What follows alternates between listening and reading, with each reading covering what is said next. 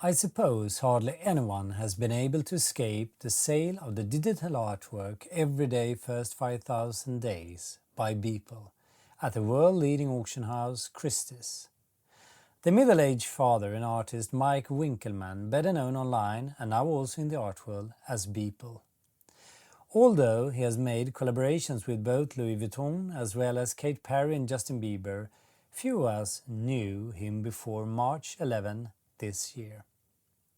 The digital artwork every day, first 5,000 days, is a compilation of Beeple's various work from the last 13 years. Ever since May 1, 2007, he has created and published an artwork online every day.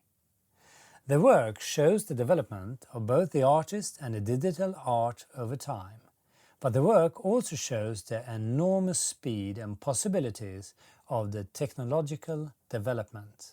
Every day's first 5,000 days, or Every Days, as it has come to be called, is a rare time document over the first decades of the 21st century. The artwork can almost be likened to a kind of digital diary or sketchbook, and it is a time capsule that has questioned our entire worldview of how we consume, own and trade in art. After an intense bidding of Beeple's Everydays that went online during a few days, the bidding intervals increased in a way we've never seen before in the auction world. When it was just over an hour before the digital hammer fell, the price had risen to $14.8 million. But the bidding never seemed to end, and with 1 minute and 18 seconds left of the auction, the leading bid was $25 million. Already here, all expectations had been met. A new chapter in auction history was written, but it was far from over. With 4 seconds left, the bidding went from $50 million to $60 million. In a matter of minutes, the digital artwork had been sold for an astonishing $69 million, including the commission. At the same time, 22 million people followed the sales online. The sale made Beeple today the world's third most expensive living artist after David Hockney and Jeff Koons, an artist most of us hardly heard about. The speculative market is in full swing, but the buyers of everyday first 5,000 days identifies the long process as part of the work's success and value. After the sale, he said, "Technology is reproducible and skill is superior. The only thing you cannot digitally hack is time." 2021 will most likely be one of the best years ever on the art market. One of the main reasons for this is undoubtedly the new art form, the one spelled NFT.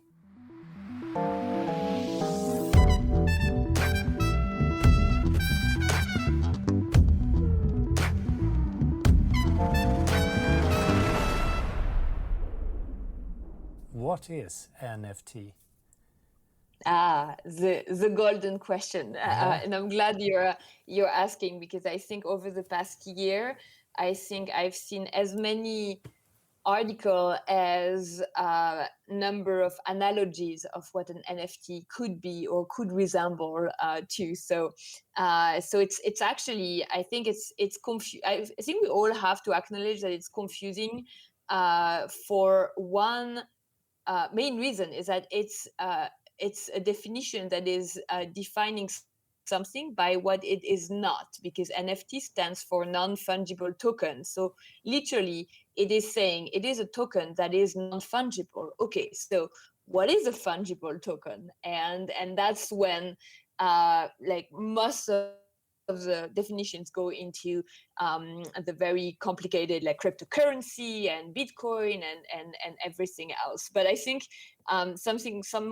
somehow someone told me that when you think about it, everything is non-fungible. Non-fungible just stands for you cannot exchange something to another. So except currency. Everything else is non-fungible. So you can really think about NFTs as something unique, and it's a token, but you can really say it's a unique identifier to any digital asset, and it just records the unique identity of a digital asset on the blockchain, which is a ledger of all sorts, and it records a variety of details about the assets on the blockchain, such as the quantities, the owners, the previous transactions. And for NFTs, like I mean, and I'm sure you will ask that question for, like, we're talking about the application in the art market. Like, the reason why we're talking about it is because this is the first time we can actually uniquely identify a digital artwork. And before that technology, an artist making a JPEG had no way to say this is the right JPEG, the one that has value and that can be monetized or transferred, versus like copy and paste on social media. So so I think this is why it's like, we don't have to know a lot of things about NFTs except why it matters, I would say, for art. And I would say, it's, in layman's terms, it's a unique identifier for any digital asset, and it matters for art because it allows to record scarcity, ownership, and traceability on the blockchain. And can we guarantee that it will continue to be like that forever? Because obviously that's kind of the amazing thing with the NFT. But how can we guarantee that it is like that 10 years ahead? Yeah. Well, it is recorded on like the blockchain as a decentralized ledger. So the way that most digital assets are currently saved, for example, if you look at a tweet on Twitter, it is saved in Twitter's own proprietary database. So if Twitter decides your tweet is inappropriate, it can decide unilaterally, sorry, this is French accent, like, doesn't like this word. But Twitter can just decide to delete it. The blockchain, on the contrary, is a network of thousands of computers where this information is stored, and so it cannot be deleted, modified, or altered by one single person. And so that's why, like, we always talk about the immutability of what gets stored on the blockchain, and so this is like the main attraction of that system. So we can be sure that Trump's tweets are there, even if they took them away. Well, if they were saved on the blockchain, I hope they were not. But see, and that's actually pointing out to a good point, is that like, blockchain doesn't solve everything, right? Like, and it's like, whatever you save, good or bad, is stored there forever. But it's not guaranteeing or solving all problems around that. And I think this is kind of a problem with the acronym like NFTs, is that when people hear that, it's like a magical term. They're like, oh, it's great, like, it's like forever, and it's valuable, and it has royalties and all these things. And it is absolutely not true. And it doesn't cure cancer. I prefer saying that out loud. Like, this is not a thing. Yeah. But so if we make it even more simpler when it comes to art, can you actually say that an NFT artwork is a string of code? And that is kind of the original artwork, or is that to take it too far? No, I mean, it's a complicated matter with NFT as a piece of art, is what you just said, like defining what you own, because the NFT per se is a token, as it's NFT. The T stands for token, and the token is like strings of code attached on to the blockchain. That saves information around the work. But the hard thing to comprehend is that actually the NFT token, it's a little redundant, but for the sake of the argument, the token actually points to the digital file, be it like a JPEG, a GIF, a video, or whatever. It's not, that file is not actually saved on the blockchain. It is saved in a decentralized storage system, and some people have said like, okay, so you own a certificate of authenticity that file, and this is what the token is. Like, it is a way to authenticate and specify like which file it's pointing towards. But does that mean that those behind NFTs are code crackers and nerds rather than the traditional idea we might have of an artist standing in the nature outside Paris or an incurable romantic in a bohemian studio in New York? No, I think this is if you, I think it's the issue that like not everything is stored together. I don't think it's like, I think the problem you point out is more when you talk about like artificial intelligence and like, does it replace the artist? In that case, the digital file is absolutely created by the artist, but it's the way it is stored on the blockchain. So we can go into like way more details, and having been in the depths of it, like there are many like issues and like the way it is stored. But what really it gave, like, for me, the revolution of NFTs is really giving digital artists a way to make limited edition of digital works. You know, the same way photographers have like done limited editions forever, but have said, okay, I will never print more than 5 or 10 or like a unique a print. Like, now it is actually stored in the code per se, like, and somehow a bit more reliable in that sense. And you know, like we've seen, I mean, digital art is nothing new. Like new media art and computer art has been around for decades and never be really like build up as a full part of the art market. And they're definitely very like diverse reasons why, but you know, the way a market works is also you need to have scarcity to attach a value to an asset, and the fact that like you could not do that before is definitely was part of the problem. So and now you really see like new media artists, like we're doing digital art before, but using NFTs as a technology that allows them to trade their work and live from their work.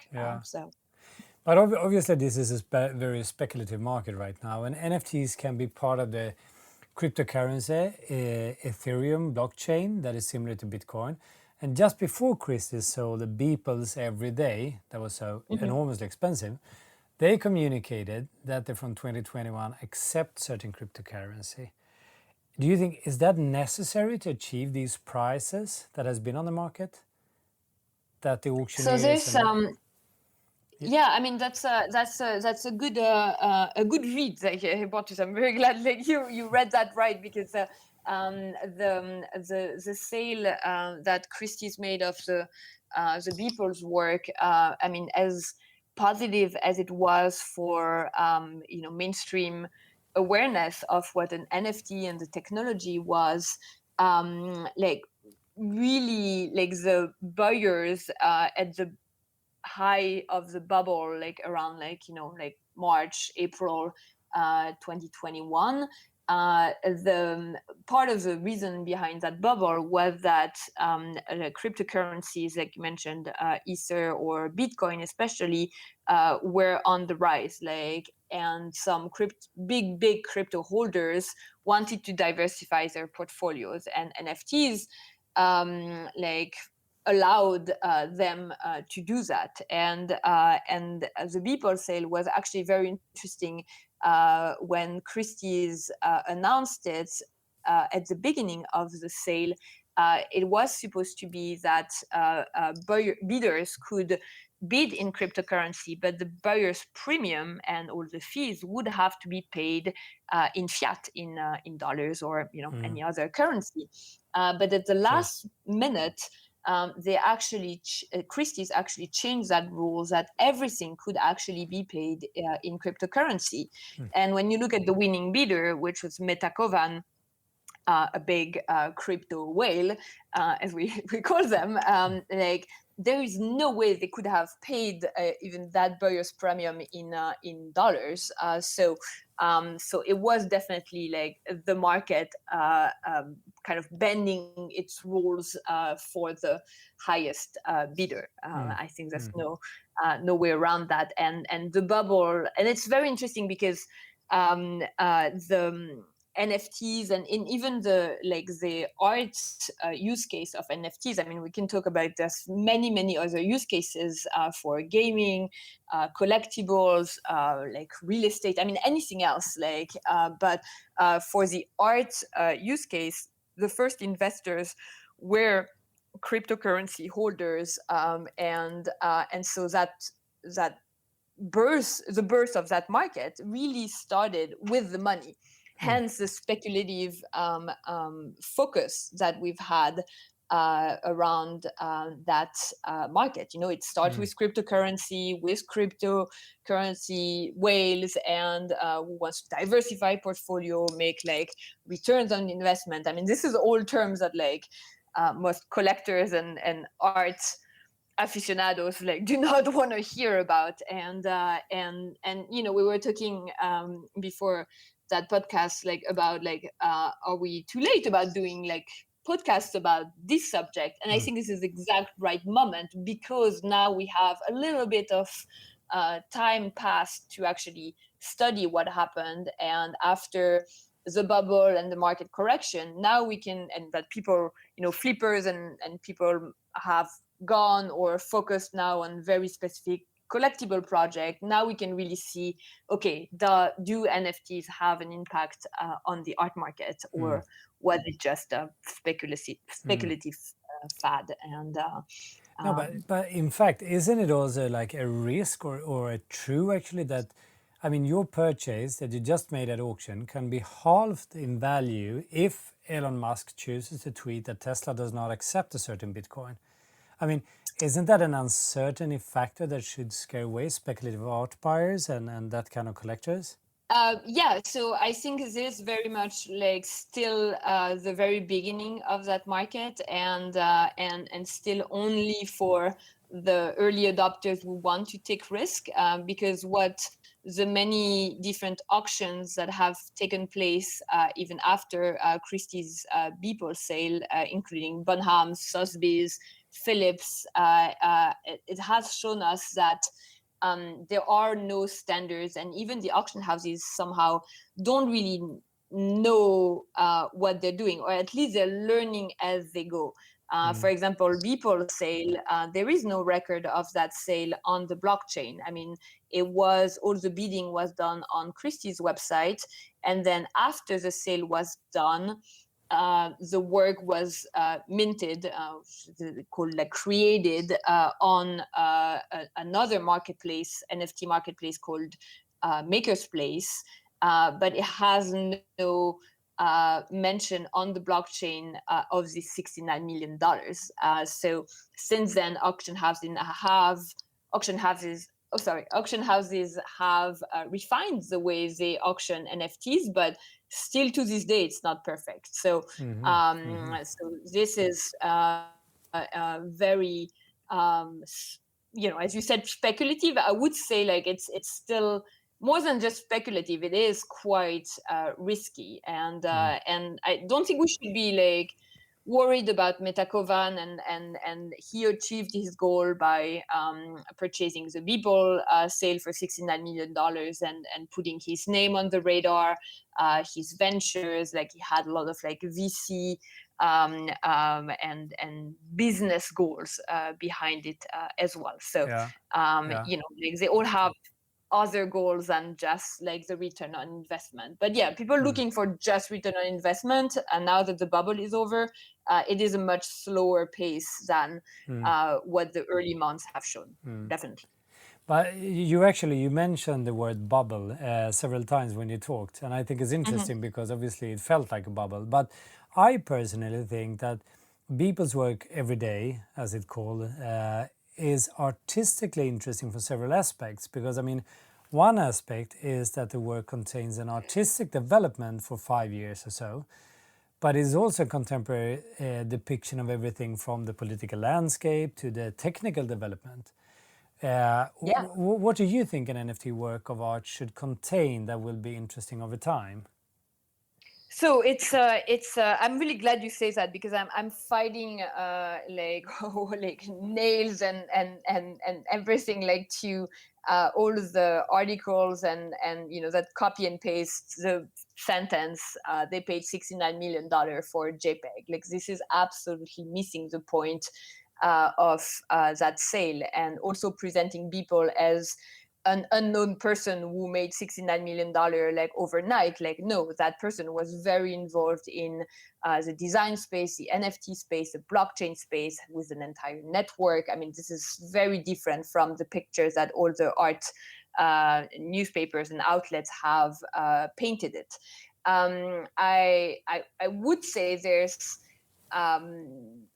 like this way more to NFTs than just a JPEG attached to the blockchain. And some people have said, like, during that time when NFTs were created, sold, resold left and right, that you had like a lot of new media art specialists. Like, I mean, there were a lot already of digital art galleries around. And something that stuck with me was Kelani Nichols from Transfer Gallery telling me, really, NFTs have flattened digital art to a single layer. When really digital art, like, one problem before and now actually an advantage of it is that it's actually so complex, multi-layered, with like sometimes software attached to it, artificial intelligence, like many like complex layers. And to me, like, the value of NFTs, especially moving forward, is in the creations, the technicality in a sense, but really about the storytelling of the work. And that can be really summarized in, if you just mint a picture of your desk or a picture of a painting, like, it will not get a lot of money. I mean, now, like, people are not dumb anymore. Like, we passed that craziness where everything was up for grab, and we're in a very interesting time when we can spend more time telling the story behind these works, from digital artists, from new artists, from anybody, like, really. But it's still all about the storytelling. So in a sense, it's really not different from any other art movement, in a sense. But are the museums already buying NFTs?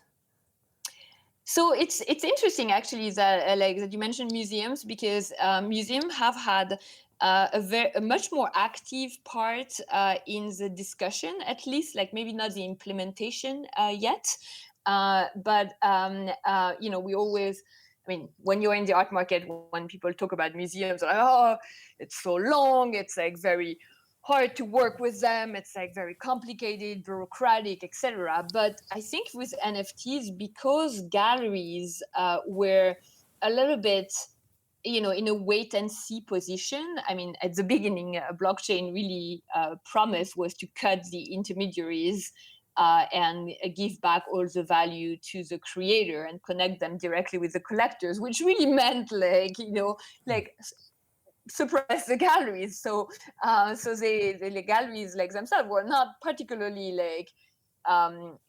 like fast at, like, or were really cautious about approaching that market. But museums, because they already had so much experience in the conservation aspect of new media art and what new technologies mean, like for like their collection, etc., like, have really been part of the discussion. And I'm sure you're familiar with Vastory and Bernardine Brucker. So there are a lot of discussions going on with museums on different ways to incorporate NFTs, and at very different level, like being from adding NFTs as collectibles to the gift shop. You can buy a Van Gogh poster right now at immersive exhibitions in New York. Why not buy an NFT, right? Like, I mean, I live close to that exhibit, and I can tell you half of the posters end up in the trash behind, like, around my house. So maybe there would be less with digital works. Yeah. Museums have also like looked into like using NFTs for fundraising, or other aspect of conservation, with like some research being done, and like all the like different scans of a painting, and other important part of the works being attached and saved on the blockchain, along with, I'm sure you've seen the Uffizi also tokenizing like their like masterpieces, collection, and actually, like going back to the point I was making before, like when you tokenize anything and everything, like people are not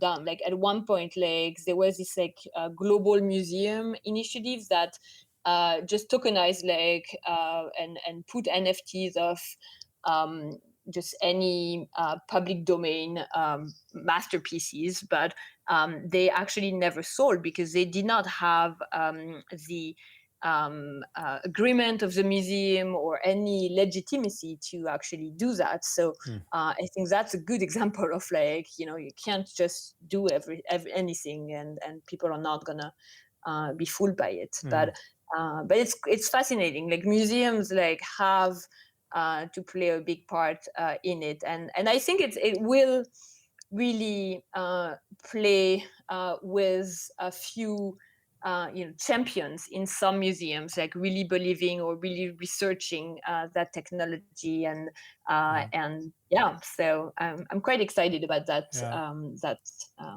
that end of things. But what about then, I mean, one of the benefit for the artist, you mentioned is the kind of, how shall we say this in an easy way, the royalty, or so to speak. I mean, they can deal with their art in an easier way themselves, for example, and they also can always be in control of the destiny, kind of. But what would you say is the best thing for the artist with NFT? Is it that or something else? Well, I would say that, so I think even in 2017, 2018, like that was like royalties, resale royalties was the key word that was thrown out by all the platforms and projects to advertise NFTs. And of course, everybody was like, oh my God, this is amazing, what the law has not been able to provide. Like now the code is going to be able to provide. And I don't think it's that simple. Let's just say it, like this is actually not as easy as it sounds to apply resale royalties throughout, and that's kind of part of the mystical like word of NFTs, and royalties are actually not included in the code and the smart contracts of the NFTs. Like it is a decision of the marketplaces and the platforms to have or have not no royalties, and they in 2018-19 there were a group of artists led by a female artist based in the UK called Sparrow, I'm sorry, who actually fought for and made the different NFT marketplaces, which at the time were Super Rare, OpenSea, and Non-Origin, and they made them implement these royalties that were not a given. And right now, I think there's still this myth that everything is attached to this mythical term of NFTs, and it is not the case. So I think this is like one thing they really managed to do is give back the control of the transaction to the artist, because as you said, it's quite it's much simpler to create and launch an NFT on these platforms. The problem by giving back the all the value to the creator is that we kind of left the artists by themselves to be their own chief technology manager, chief officer, chief marketing officer, chief PR officer, etc., etc. Because by cutting the intermediaries, galleries have a very bad PR in the world of crypto, but like they were helping the artist's career and not taking just a fee because they were like the bad guy. Like they were actually doing a lot of work, which now most of the artists are like, they need help. Like they want like they don't want to write about their work, they don't want to do the marketing. Like some are not technical and they don't care about, like they just want to create work. And so in there's fact, it might be the comeback for the galleries, actually, there's if so they do much it to in the take, right way. like and there's so much work and opportunities for galleries. I think it's like if they are open to like slightly adapt their way of thinking and supporting the artist, and but there's so much for them to do in this market. You're right. Yeah, absolutely. But do you think the NFTs also will help the market against art forgeries and what do you call it, like frauds in the future? I mean, we'll see. I think this is kind of where, if you're talking about like the link between the physical and the digital, I think there are a lot of experiments that have been done. And actually, when we think back, and I'm sure you also remember, like the 2017, 2018 like trend of blockchain in the art market was really about like securing physical works with blockchain based registry, with companies like Artory or Codex Protocol or Veris Art. And I don't know if they've really found their strengths or like their core implementation, because as you said, like there have been fraudsters in the art market for centuries. So when you're talking like about like a little label that you could peel off the back of the painting and like disconnect from the digital record, I mean, yeah, of course it's gonna be like hard until we have either like a brilliant unique identifier that nobody can fake, or a social contract that if that it becomes a thing that you cannot trade or resell a painting without the certificate of authenticity, like digital certificate of authenticity being attached to it on the blockchain. So I think we're far from that, but hopefully we're getting there. But I think we're not there yet. And I'm sure you've seen like Sotheby's also announced like that they were actually experimenting with Picasso works that would be sold with an attached NFT. That is a very, very high resolution scan of the painting and being attached to it. But it's an interesting machine and it's an interesting piece of technology and experiment. But again, without social contract or perfect unique identifier, this is we're not there yet. And another ingredient is that you have to be 100% sure in the first place that is original work by him, of course. Exactly. Yeah. But you're one of the founders of CADAF, which is, I guess, the world's leading art fair for digital art today. You can correct me if I'm wrong, but you have been involved and understand what's going on for a long time, I suppose. But how do you think the market for NFT will develop in the next few years? So it's I mean, and I wish I had a crystal ball to answer you, but it's also part of the fun to not have the crystal ball. And by looking at what is happening currently and how the more like crypto art, more technical, nerdy, I would say, like, or tech ecosystem is developing. versus what the traditional art players like Christie, Sotheby's, and some galleries are doing. Yeah. It's still two worlds that like are looking at each other and don't really know what to make of each other, and Interesting. try to really take some things. And of course, like auction houses are opportunistic, they're like Yeah. CryptoPunks, great, this great find, and now we're going to auction 9 of them, and now we're going to auction a unique one, and now we're going to auction prints of them. Like, Yeah. this is Yeah. great, like we have that, we keep it.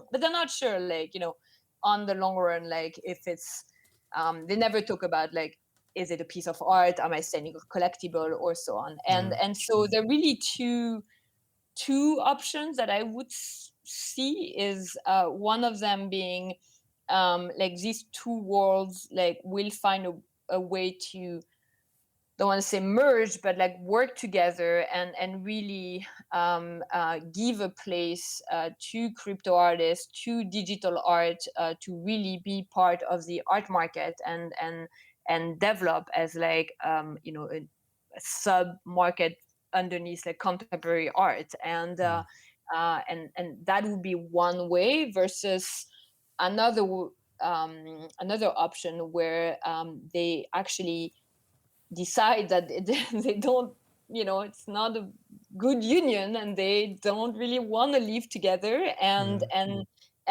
right now there are a lot of um, I mean, we're leading a lot of discussions on curation and how to even value art, or alternative ways, alternative art markets for these digital pieces. And maybe it's not auctions, maybe it's a different way, and maybe we use tools to and tokens to do curation and decentralized curation. Who can be a curator, etc., etc. So there are a lot of discussions, and I love them because they're very like like nerdy in a Yeah. sense. But you could really see a total separate ecosystem develop an alternative art market, really. But already in the first half of the year, NFT has been traded for like multi-billion sums, Yeah. I guess, both in the private market and the auction market.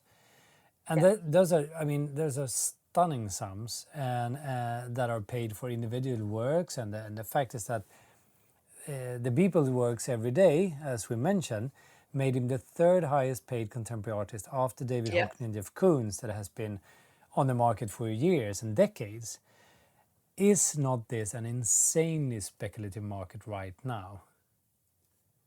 Well, I think we went back for it, and I think what was unclear when Christie's first auction, the Beeple sale, was, are there more metacovans out there, right? Like, who can sustain that market, or is it a blip in the market? Is it this $69 million that not many other people can afford? And we see the classical economic case of the winning like winning like winning bidder curse, that like nobody else can actually like achieve these amounts. And I would say that like Christie's, like in the sales of the CryptoPunks, haven't really demonstrated that they can really find many other buyers to so it's still very much like the same small amount of people buying these works. And I mean, personally, I've been contacted by more traditional art collectors who are interested in building collections in that market, but can not afford these high prices because at the time when all the press was talking about $69 million, Metacovan paid in cryptocurrency, right? So they made their fortune in Bitcoin very early on. Yeah. And I'm not saying it's one Bitcoin is one Bitcoin and they got it for $60, so it's nothing for them, but it is very different value in cryptocurrency to say $69 million, and like for us, like $69 million is right, like in the real world, I would say, or like the non-crypto world. So so there's also this like discrepancy of like who is going to sustain that market, you know, if not like the crypto holders, like are they more collectors out there? And I would argue they are, but not for this amount. No, true. But you are working today as an art advisor also for those kind of people that wants actually to get into the NFTs, but from another angle, so to speak. What would be your first advice to them that are interested about the NFTs, but they don't have the wallet? So when you say they don't have the wallet, they don't have the money, or they don't have the crypto wallet installed? No, exactly. Well, not that much money, whether it's actually, how do we say, normal money or the Bitcoins. Yeah. I mean, let's say that they have money to spend on art, but not that amount that we were talking about.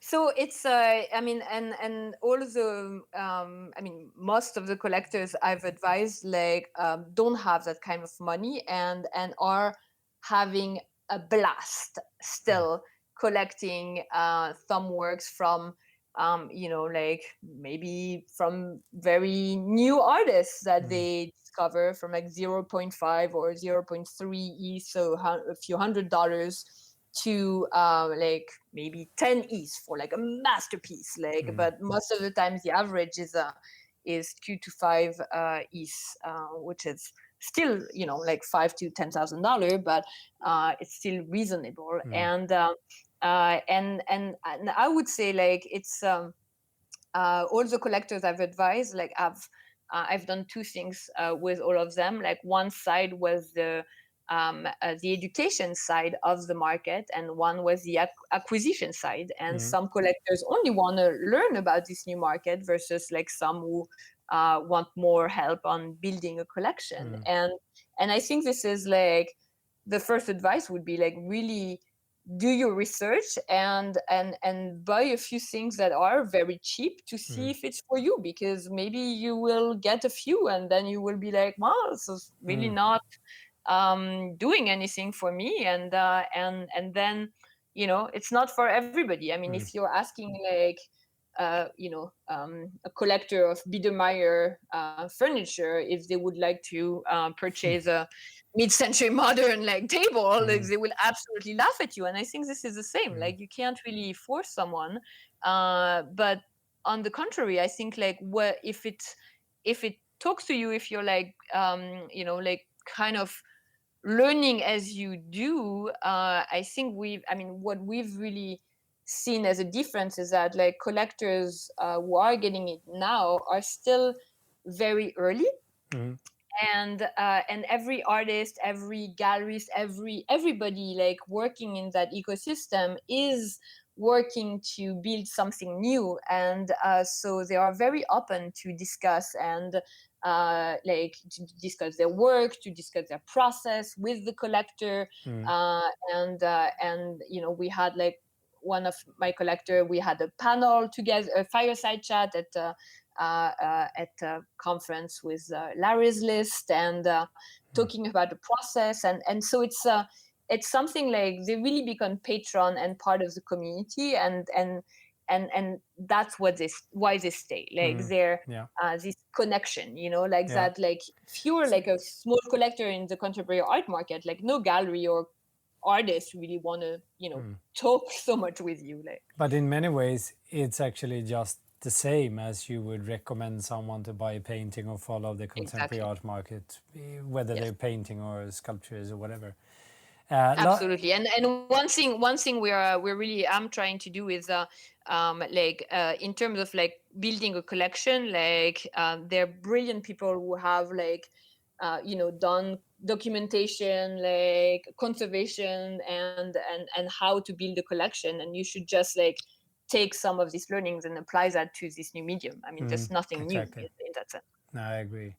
Will NFT change art history?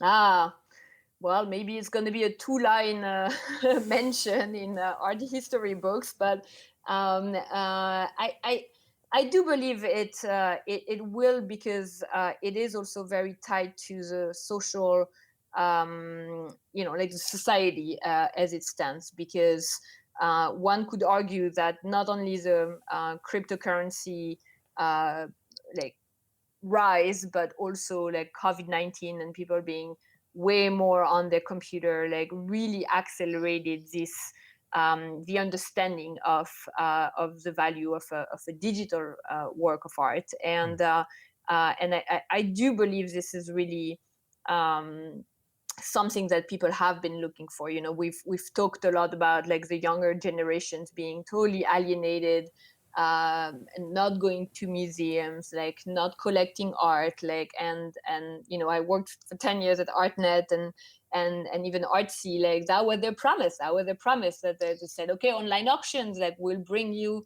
more people from the tech side, from like the younger generations. But really, it was still the same people who were going to galleries. So I think with that new format and all the artistic creations around it, and the fun that artists are having with it, I think there's really something to say about it. And I'm really looking forward to have more research and scholars, like writing about it, because we really started with the financial value of crypto art, but there is so much more artistic and value and other types of value behind, maybe not the same works that make the headlines, but many more artworks that are very much worth writing about. So I wish I had more time to do that as well.